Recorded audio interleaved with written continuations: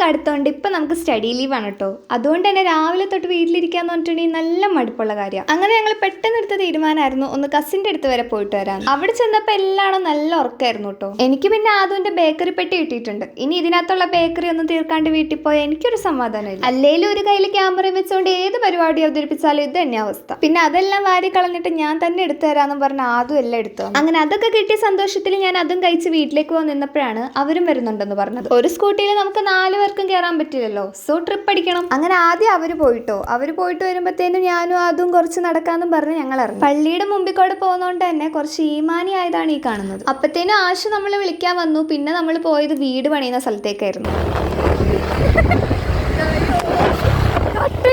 ഇവിടെയാണ് നമ്മൾ ന്യൂ വീട് പണിതുകൊണ്ടിരിക്കുന്നത്. ഞങ്ങൾ അവിടെ എത്തിയപ്പോഴത്തേനും ഉമ്മയും ഉമ്മായും എല്ലാവരും തന്നെ അവിടെ ഉണ്ടായിരുന്നു. അവിടെ പിന്നെ വീട് പണിയുടെ കുറെ ഡിസ്കഷൻസ് ആണ്. അവിടെ നമ്മുടെ ആവശ്യമില്ല. സോ നമുക്ക് നമ്മുടെ പണി നോക്കി വേറെ എങ്ങോട്ടേലും പോകാം. തിരക്കേറിയൊരു മനുഷ്യനാണ് ഞാൻ. ആദ്യം മെസ്സേജ് അയക്കുമ്പോൾ ഞാൻ പെട്ടെന്ന് റിപ്ലൈ കൊടുക്കുന്നില്ല. ഇനി തൊട്ട് ഞാൻ പെട്ടെന്ന് റിപ്ലൈ തരുന്നതായിരിക്കും.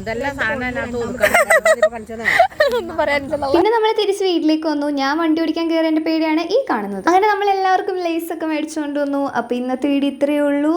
By bye, see U.